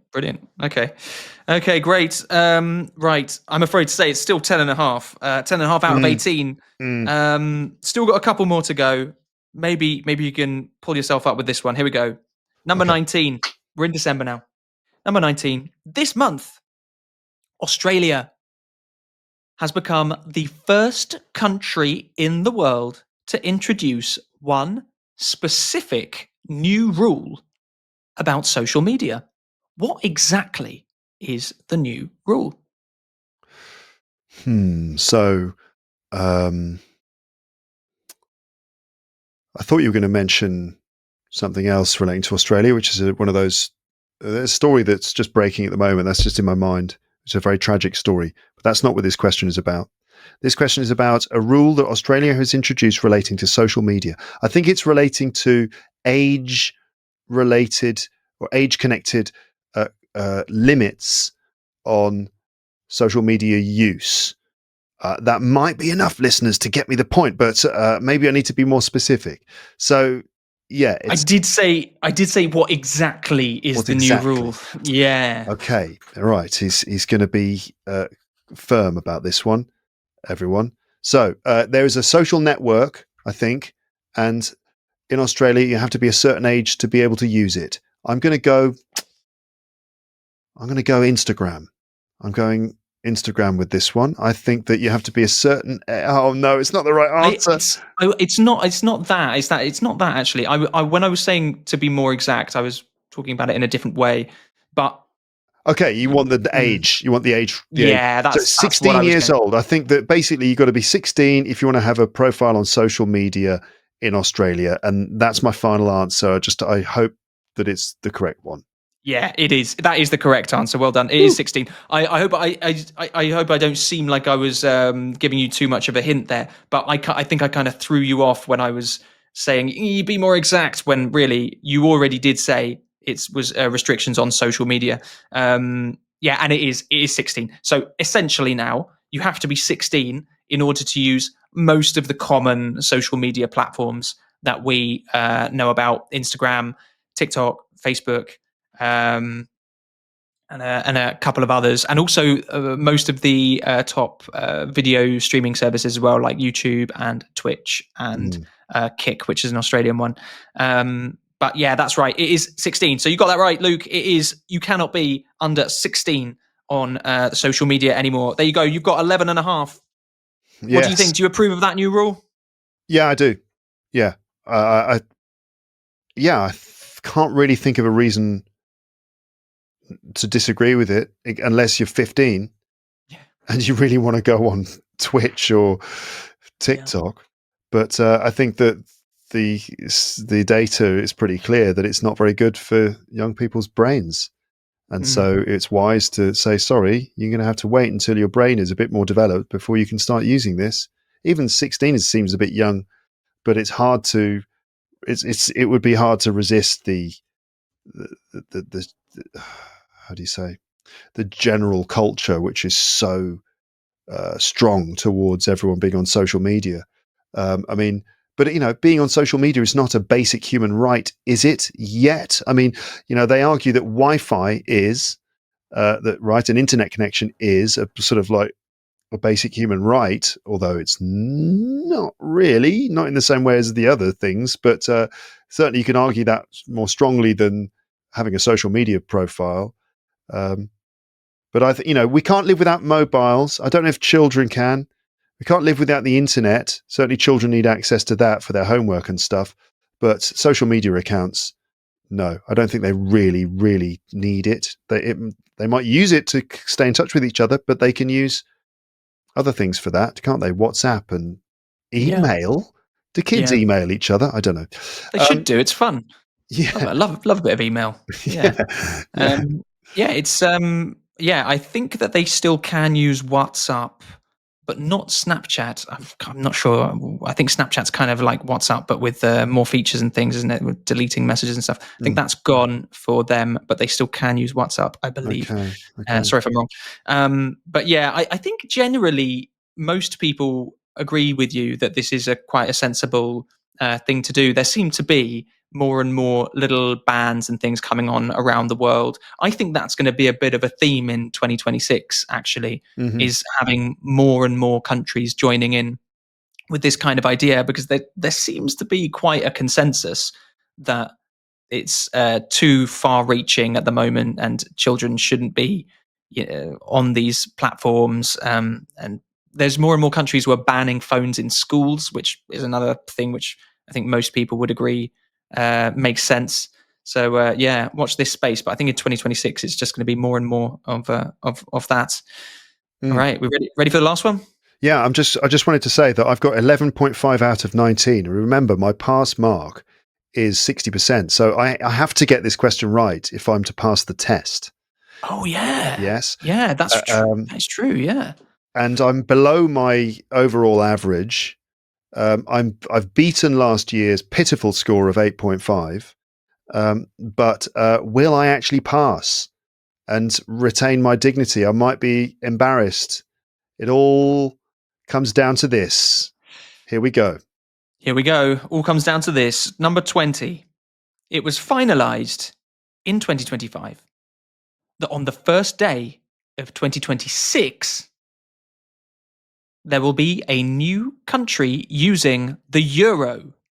Which country will become the 21st member of the Eurozone on the 1st of January?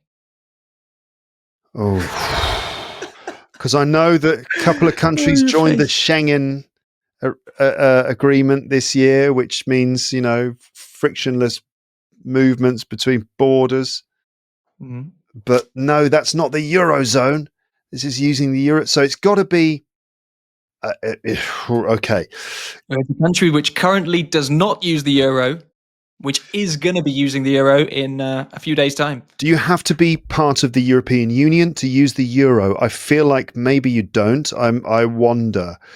I'm gonna. I know I shouldn't, but I'm gonna fill in that question a little bit. You do, in order to do it properly, but there are a couple of countries that are using the euro unilaterally, so they don't actually have a proper agreement. Okay. And who are not part of the European Union who are using it. But I think that's Montenegro, I think, and Kosovo. I might be wrong about that.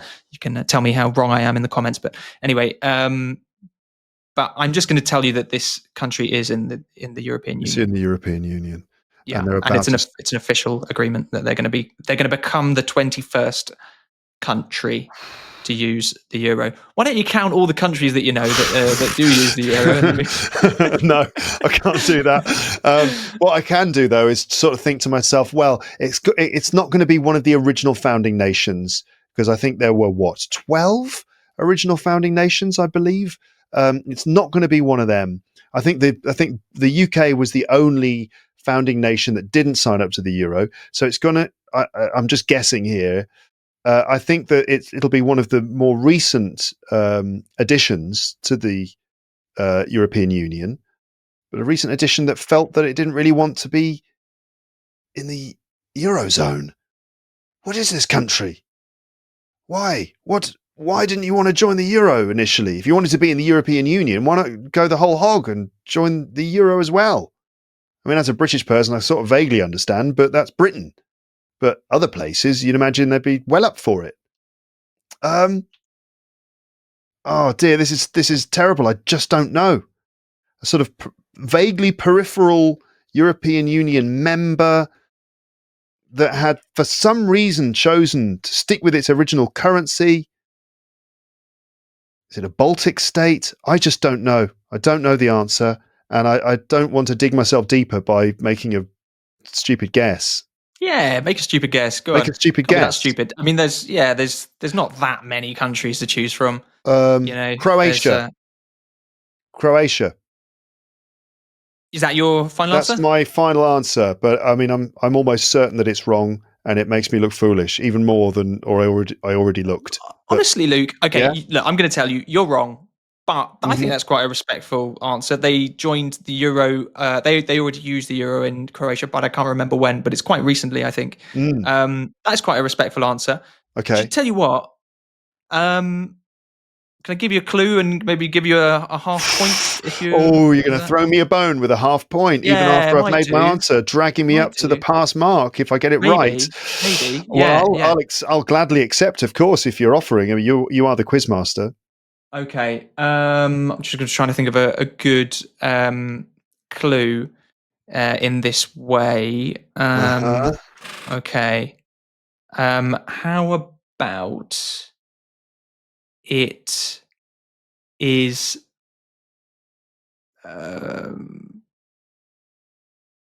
it is a relatively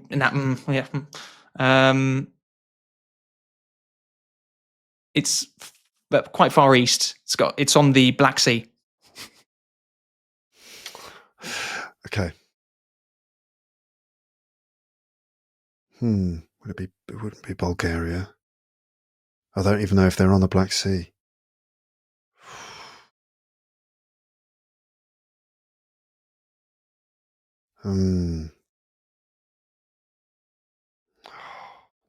What is there? I might edit out all this silence so we can just relax. We can relax a little bit. I just sit here for the next 25 minutes as the sun goes down.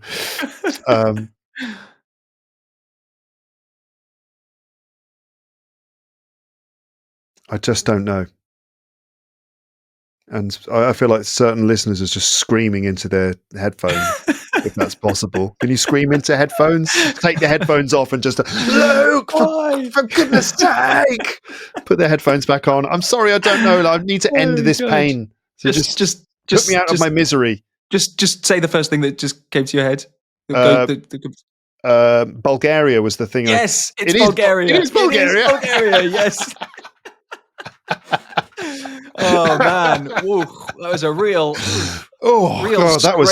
scraping the half point there. Blimey. Oh, the drama, the tension. It was unbearable, wasn't it? That absolutely. But yeah, I did it. Just I was really like trying to pull you up for the half point, and you were not trying to come up, but you got there eventually.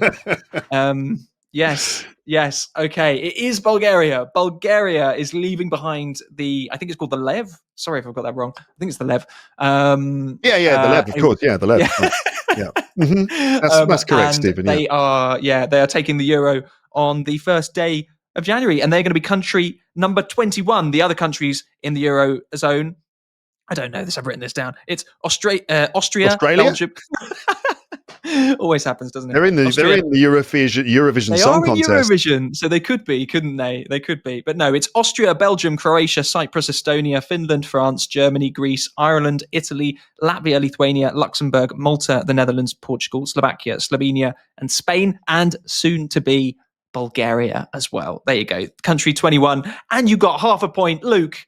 Your final score is 12 points. And you know what? I mean, there may be somebody who didn't get Bulgaria at the beginning of that question who managed to also get half a point after I suggested that it was east and it was on the Black Sea, which you did know. You wanted to tell yourself you didn't know. It's the first thing that came to my mind. I was like, literally, Bulgaria. You said it immediately. It's Bulgaria. It's like, it can't be Bulgaria. That's ridiculous. But it was Bulgaria. I just want to give a shout out to my Bulgarian listeners. If you are listening from Bulgaria, hello to you. And thank you so much for agreeing to become part of the Eurozone, because you mean not only will you reap the economic benefits of that decision, but also I didn't fail the World News Quiz of 2025. Thank you to you and your people. Well done. Very generous everyone. of them. Yeah. Thanks for doing that. Excellent. 12 out of 20. How does that stack up against your previous scores then? So better than last year, but not as good as the previous years. Out of the 4 times we've done this is the third worst or third best. Third best. Second third worst. best. Yeah. Second worst performance. And so there you go. I mean, how does this stack up for you in terms of difficulty level as the writer of the quiz, in your opinion? Do you know, It's difficult. It is difficult because I want it to be truly things that have come up in the news and that that you might know, that you might not know. So I need to try and get that balance of I don't want you to get 20 out of 20. It'd be a bit boring, wouldn't it? And I don't want you to get 0 out of 20 because that'd just be horrible, wouldn't it? It'd be terrible. Yes. It'll make you suffer for a couple of hours. Yeah, no. No, thanks. And also I've got to think of things which are, because you've got listeners all around the world, really, don't you? So I want to make it things that could genuinely have got through to people all around the world. I think even though it was in your backyard, the Louvre getting robbed was probably made the news all around the world. Yeah. I thought that the mushroom case made the news all around the world, but apparently not in Paris.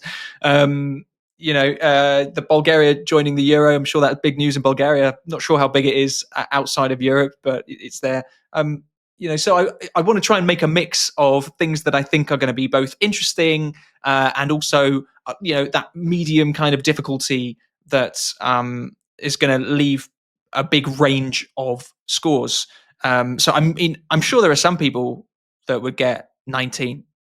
If you got 20 out of 20, that's really, really impressive. That would be absolutely incredible. Yeah. But if you got anywhere north of, 14, 15, that would be also very, very, very impressive because it's such a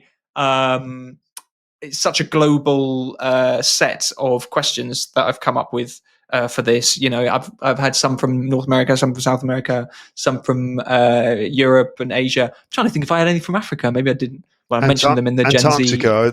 I think the penguins of Antarctica are going to feel very hard done by. I'm going to get emails like badly typed emails. Yeah, from the penguin community. But no, Stephen, that was brilliant. Thank you very much. I think you judged it really, really well because it was a nail-biting finish. So you must have judged it just right because it wasn't too easy, it wasn't too difficult, and so it was just expertly judged. So thank you very much for putting the time in to make the quiz and to be the quizmaster today, and for taking the time also to record this typically long world quiz episode here. We've been going for coming up to 2 hours, so I think it's probably time to just call it a day now. But Merry Christmas to you, Stephen, and to Merry Christmas else. to you. Merry Christmas to you. Merry Christmas to everybody who is listening, and Happy New Year. Happy New Year indeed. And also, congratulations to you, Stephen, this year, because you became a dad, didn't you, earlier this year? So congratulations thank you for that. Despite the fact that you haven't slept a proper night, you haven't had a proper night's sleep for about 8 months. It's true. Yeah, I haven't slept properly for 8 months. But yeah, it's worth it to see his shiny face every day. So yeah. That's nice. Okay. Thank you very much, Stephen. Thank you very much, listeners.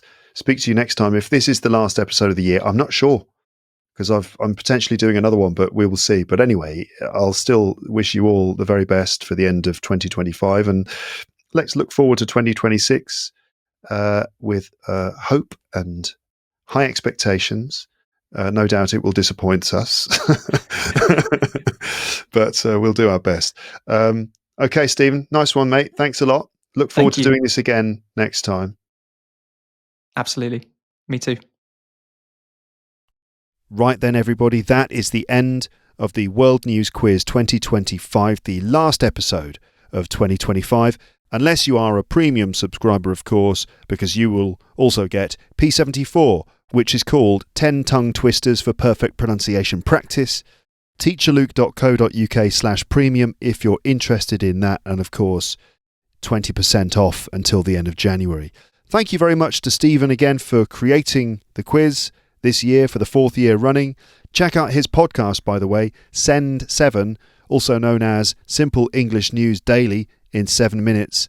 Just search for SEND7 Podcast wherever you get your podcasts. And it's just a good way to keep up with the news. Every day, a short news report in clear English, appropriate for learners of English. That's good. If you are already a SEND7 listener, I wonder how you got on in the quiz. Did you get a better score than me? In fact, if you're not a SEND7 listener, did you get a better score than me? Let us know in the comments section whether you beat me or not. If you did beat me, legitimately, if you got more points than me, then feel free to gloat in the comments section. Aha, Luke, I got 13.5, so haha, in your face. Feel free to do that if you want. Equally, if you failed miserably and you want to just make me feel a bit better, you could say, don't worry, Luke, I got virtually no questions right, so don't feel too bad about yourself. I don't know. Hopefully, though, it was an interesting experience listening to it, and you picked up a few little bits of English along the way. Remember, full transcript in the PDF available in the show notes. Right then, so that's it for this episode. Finally, I just want to wish all the very best to all the citizens of Lapland. Happy New Year, season's greetings, have a great one. Thanks for listening to Luke's English Podcast in 2025. Thanks for your comments and messages, including all those people who shared their Spotify Wrapped, also their Pocket Cast listening statistics for 2025, and all the other things that people have sent to me and written to me this year. Sorry if I was unable to reply to any of you, but please know that I have read your messages and I love receiving correspondence from Lepsters. It really does sort of help to keep me engaged and keep me enthusiastic about this. I love doing Luke's English Podcast. I hope that you love listening to it too, and you can look forward to more and more episodes in 2026. But that's it for this one. Have a good morning, afternoon, evening, or night, end of year celebration, New Year's Eve, New Year's Day. And I will speak to you again in the future. Until then, I will just say goodbye. Bye.